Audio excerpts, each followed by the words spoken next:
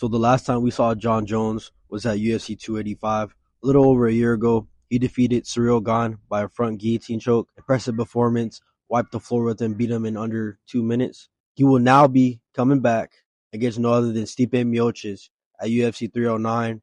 I know a lot of people are really, upset about this matchup. I do understand that Tom Aspinall is the interim champ, so at this point it kind of makes no sense, but for legacy rights, it does make sense because Stipe is the greatest of all time. I think he's actually going to be a little competitive early, but finally, John Jones is back. I've been seeing rumors that this is his last fight. Makes a lot of sense that it's his last fight. But if he does decide to stick around, I'm going to create another tier list to see how he matches up with the contenders at heavyweight this day and age. So I'm going to be honest. Nowadays, the heavyweight division is completely dead. The guys that are in the ranking spots are just bodies. They're not contenders. They're just bodies. Number 15, Nascimento, fat. Number 14, DeLima, fat. Number 13, Romanov, fat. Number 12, Tuivasa, fat. Number 11, Lewis, he's fat. Number 10, Tybura, I think he's a little fat. Number 9, Rosenstruck, he's in decent shape, but he's still fat though. So to begin, I'm not going to waste any of y'all's times. All those guys are going in the hell notes here. They have zero chance of beating John Jones, and that's the reality. So the first opponent on the tier list is no other than Stipe Miocic, the heavyweight GOAT. Stipe, he has good boxing. That's always going to be dangerous for John. When he fights against taller guys, we've seen it against Reyes. He has trouble. We've seen it against Gustafsson. He has trouble with taller guys, longer guys. Guys that are able to reach and match his physical attributes, that's when he has trouble. Stipe does have good takedown defense. His offensive wrestling is not that bad. Submission ability is not great.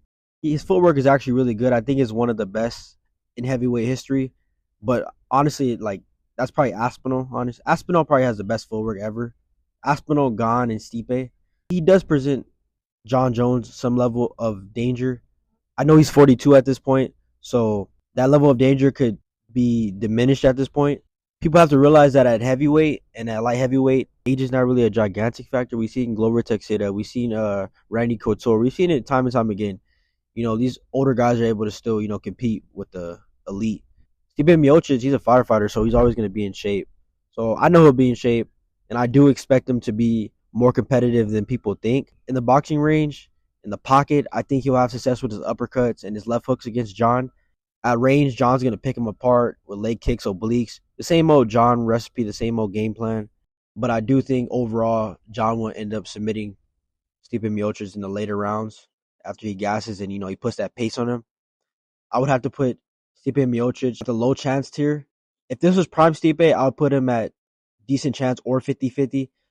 But, the inactivity is the big thing for me. The age is not really a huge factor in my opinion, but the inactivity is a huge factor. And John, he just fought a year ago. Stipe Miocic has been out since I was still a teenager when that happened. The next opponent on the tier list is Sergey Spivak. I'm not gonna waste anyone's time. He doesn't present really any danger to John Jones. He's not gonna out grapple him. He's not gonna out wrestle him. His wrestling, in my opinion, is pretty overrated. He does not have good wrestling. Gane showed that. His submission ability off his back, I guess it's not that bad. He just submitted Tybura with the armbar in maybe 2 minutes. That was insane. I didn't expect that. But against John's not that dumb. He's not going to get armbarred. He's very educated when he's off his back or in full mount or in full guard, half guard. Whichever position he's in, he's levels above Spivak. Spivak's not going to outstrike him on feet. It's an easy fight for John Jones. I think he would finish Spivak in the third round. So I have to put Sergey Spivak at the hell no tier as well. The next opponent up on the tier list is number 5 ranked Curtis Blades. So this is honestly interesting. Curtis Blades does have a lot of problems to present to John Jones. He has a good takedown defense. I can see John taking him down, but I do think Blades would work his way back to his feet at times. He's a very strong and very big heavyweight. My thing with him is he has very, very negative IQ. He makes so many bad decisions. Just remember the Sergey Pavlov fight. The dude strikes with him for most of the first round, right? And then when he gets rocks, he decides to shoot an entry. Why would you wait until you get hurt to shoot an entry against Sergey Pavlovich? We see it time and time again. Curtis Blades is not the smartest fighter, and I think that would be his demise against John Jones. But even in the stand-up, he does have decent boxing. He has good straight shots. He has a good, decent jab, good straight backhand. I think John Jones has a rear naked choke opportunity against Curtis Blades. So I could see him maybe early submitting Curtis Blades, but more than likely, this fight will drag out to the third or fourth round, like a lot of the other opponents of John Jones at heavyweight. And I see John overall making Blades at times pay for his blitz with straights. John actually has a good jab. He showed it against Reyes. He showed it against a lot of his opponents. He has a good jab. I think he would invest to Blades' body with body kicks. And I think it would overall take a toll on Blades. I could see Blades lasting to the bell rings, but honestly, my prediction would be a finish. I would have to put Curtis Blades at the decent chance here because he does have certain aspects, like I said, the striking realm, and he has decent takedown defense to give John some problems, but overall, he's not beating John Jones. That's just the reality. The next contender up is number 4 ranked Sergey Pavlovich. We just seen him not too long ago. He lost to Alexander Volkov. Actually, Volkov kind of exposed a lot of the flaws that Sergey has. I've noticed that, he blitzes in very naked at times, especially with his hooks. As soon as he starts getting resistance, he can't adjust. He's very plotty. He's very flat-footed. Very flat-footed. We all know he's powerful, and he actually has deceptively fast hands when he's on the front foot and he's able to find the mark. He can start putting good volume on his opponents, but when he put him on the back foot, he is not the same guy. I think John will start investing to the leg kicks early. I think he will start hurting Sergey's calf there. Body kicks. The thing that's dangerous is Sergey has one of the longest reaches in the UFC. He might have the longest reach. I'm not very sure on that. John does like to sport a long guard, which he shows against all his opponents up to date. He extends his left arm or his right arm, whichever stance he's in, and when opponents are able to blitz him, when they throw straight shots, they're able to find the mark. We see it against a lot of his opponents, Gustafsson, Reyes. So that's very alarming if Sergey is able to put John on the back foot at times, but the chances of him knocking out John are very low. John will stay very calculated. Like I said, he will invest to the body, he'll invest to the legs, basically destroying Sergey's base. And I think John would cruise to an easy, maybe 4-1 decision. I could see a 50-45. But Sergey is very durable. But I think overall, Jones would just be toying with him at range, and that would be the fight. Or Jones could go the easier route, work a single leg or work a double leg, get Sergey down, rear naked choke him or arm triangle. I can see both things. I can see him either finishing him or 50-45. I lean more to a decision, but either way, he beats him 100%. I would have to put Sergey Pavlovich at the low chance tier. His only chance to beat John is knocking him the fuck out, and that chance is very low. The next opponent up on the tier list is number 3 ranked Alexander Volkov. Alexander, straight off the bat, he's very long. He's the tallest heavyweight currently ranked. That alone is what gives John problems, is the longer guys. On the feet, I think John will have success with his jab, and I think he would also have success with his leg, his calf kicks in general. But I think when it comes to like the backhand, the straight punches, Volkov will have success there. And if he's able to, work his teeps, that's also something that I think could deter John at certain points and put him on the back foot. But we've seen it already with Aspinall. He was able to sub Volkov and kind of, manhandle him very easily. I know Aspinall is bigger than John and he's most likely stronger, but John is the better wrestler overall and the better grappler. I would eventually see either John catching his kick or slipping under one of Volkov's straight punches and body lock tripping him or securing a double leg. And I think from there, he could kind of work any submission he wants, a Kimura, arm triangle, whatever he wants to work, I think he could secure against Volkov. But Volkov does present a lot of problems on the feet. He's very slow. That's one thing I don't like. He's very slow, but he's very powerful as well. He has crushing power. We've seen it against Rosenstruck. We've seen it against Alistair Overeem. He has crushing power, but the chances of him finishing John are very low. And he doesn't have, I think if he had more speed and his takedown defense was a little better, I would give him a better chance. But John's just a different level of grappler and wrestler. I would have to put Alexander Volkov at the low chance tier, but he is a good heavyweight, and I think he's very underrated as well. So the next opponent on the tier list is actually a former light heavyweight champion and rising champ as well, no other than Yuri Prohaska. So Yuri actually has fought at a few open weights before. I know he's fought at 215 and then he's fought at 220. He can match John's frame, like Gustafsson, like Reyes. Very big. He has nasty power. He's very unorthodox. We know Yuri is very unpredictable. His takedown defense is good as well. He has some decent grappling. His wrestling is not that bad either. He has cardio for days. I do think on the feet, he would give John a lot of problems. Like I said, that long guard that John likes to utilize, I think Yuri would slip and center himself with John, work uppercuts, overhands over John's jab. There's a lot of openings I can see Yuri capitalize on. The big thing for him is a surprise factor. You never really know what Yuri's going to do. But we've seen against Glover.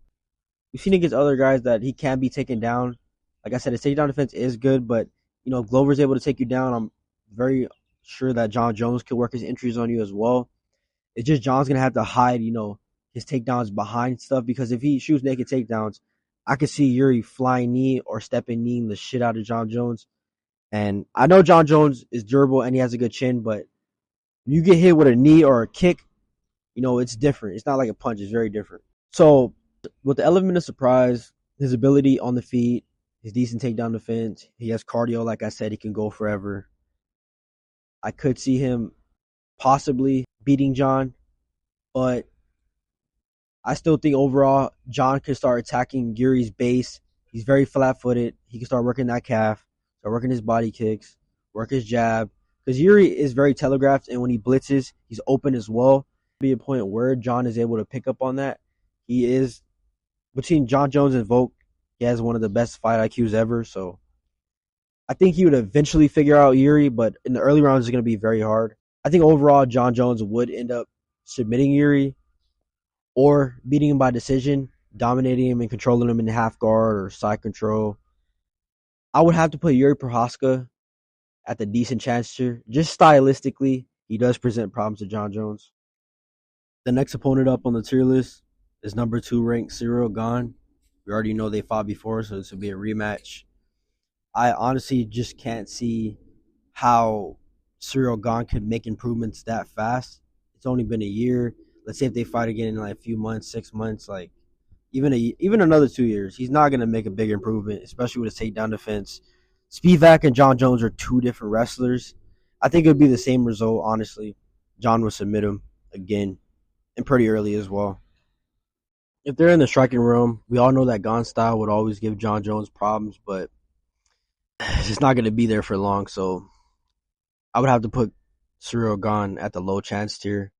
Honestly, like I just can't really see how he beats John Jones. But so the next opponent up on the tier list is actually the current light heavyweight champion of the world, Alex Boatan Pereira. So the highest Alex has ever fought at was in Glory Kickboxing. I believe it was at 209, but we've never seen him more than that. When he gets into the cage versus these other light heavyweights like Jamal Hill, Yuri, I believe he's like 225, maybe 230. So I think he'd ideally be around that weight at heavyweight, which is a good weight for him because he can still be agile and strong. He has the frame and he has the same traits as John. He has the reach. He's as tall as him, or he might be a little taller than John. I know they just took a picture the other day. They look similar height, 6'4", 6'4", or whatever. But he can match John with his frame, right? He's as long as John. John does have a longer reach, but you know what I mean by that. On the feet, there's no question about it. He is going to give John hell. I think John at times could be flat-footed as well, and he could be that. And Alex Pereira would be the one fighter that could actually make John pay for that. He would chop his calf in half. When John uses that long guard, Pereira has another guy that could get in between that guard and find the mark. I believe if he's able to, slip under John's extended arm, I could see him, landing that shovel hook he did against Jamal Hill. He has a lot of shots, he could even go up high with his head kicks, slam on Jones' guard, but the thing is, there's always going to be a takedown threat. We see it against Jan Blachowicz. Jan Blachowicz was able to take Pajeda down easy at times. And he had a little control. He had the back as well, which is alarming because if John Jones has Pajeda's back, it's as good as over. Tina get taken down by Israel Adesanya. He's been taken down. Yuri took him down as well. He was able to work his way back to the feet, but he's been taken down by strikers, predominantly strikers. That's alarming. I believe John Jones could easily take Pajeda down.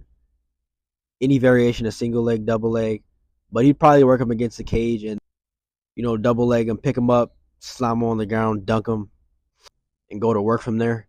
I believe John Jones would actually submit Alex Pajeda in the first 2 rounds, but if there's a realm where Pajeda is able to deny his entries and keep it on the feet, he will beat John Jones and he will knock him out. I don't see that though. That's very, very far-fetched. Just for the danger factor of Alex Pajeda, he's very precise with his step-in knees. He has flying knees as well. His boxing is very precise and elite. His punch placement is very well and very dangerous. So just off the simple fact that he's dangerous and he's also skillful, he has footwork, he has in and out movement, he will give John Jones problems on the feet 100%. I would have to put Alex Pajeda at decent chance. And the last opponent for John Jones is the interim champion, Tom Aspinall.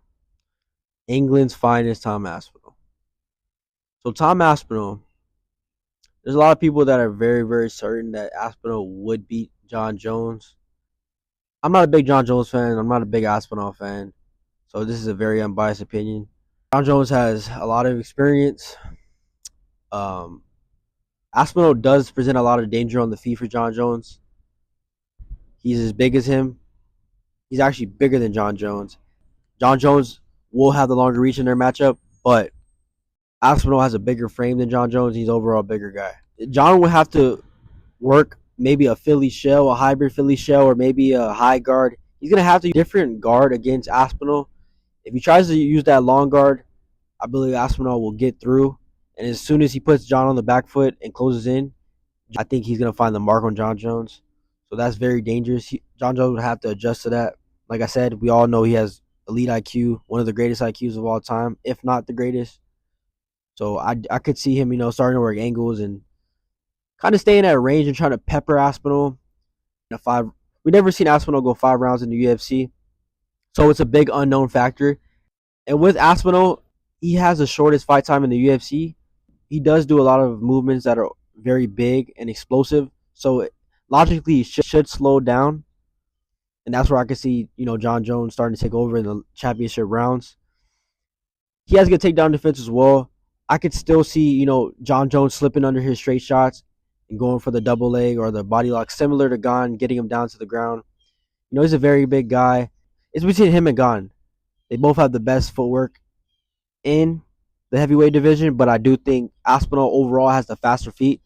So his in and out movement very early is going to give John some problems. I think John will actually be very surprised by how fast Aspinall is. But, that speed and that explosiveness is going to diminish in later rounds. He likes to work around his jab. He'll pop the jab out, double jab, throw the straight backhand. That's how he's been getting these knockouts lately. He's very precise down the middle. I know John will be picking up on that. And like I said, he can't slip under those straight shots and work his entries. So on the feet, I do think Tom Aspinall will get the better of John Jones in the first 2 rounds. If he's not able to knock Jones out, I think those 3, 4, and 5 rounds is going to get kind of bad for Aspinall.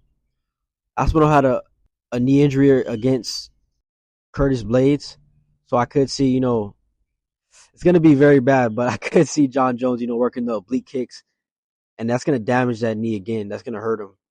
Working his calf kicks, trying to destroy Aspinall's base and make him less explosive early. Granted, he has to work off a jab to throw those leg kicks. If he throws naked kicks against Aspinall, he could find his straight shots, and it could be, that's all she wrote. If John invests, I could see John investing to the body and trying to overall alter Aspinall's base. And when he's able to get Aspinall down, I could see him working, a lot of leg submissions, like a knee bar or a leg lock or even a heel hook. Aspinall was actually submitted by a heel hook early in his career around 2015.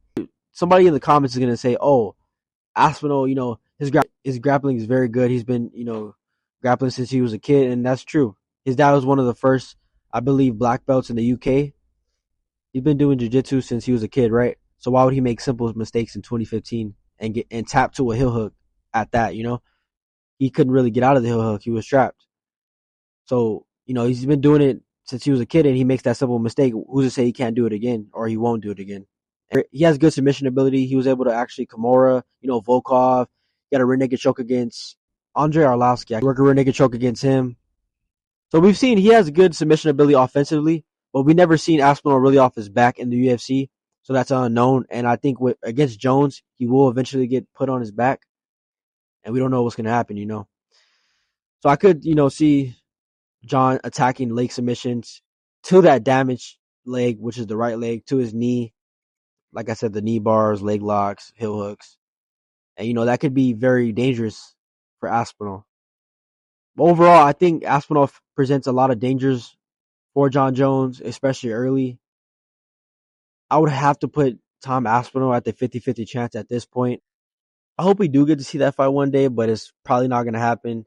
If anybody beats John Jones, it's going to be Tom Aspinall. There's no doubt about that. There's no other heavyweight that would beat him. Or if Alex Pereira moves up to heavyweight and he lands, you know, a left hook at any point. But that's the only chance to beat John Jones. I think it's going to be cool to see, you know, him solidify his legacy, beating Stipe, but there's always going to be that unicorn or that red bird in Tom Aspinall that, you know, we want to see. I mean, you name it. In every sense of this game,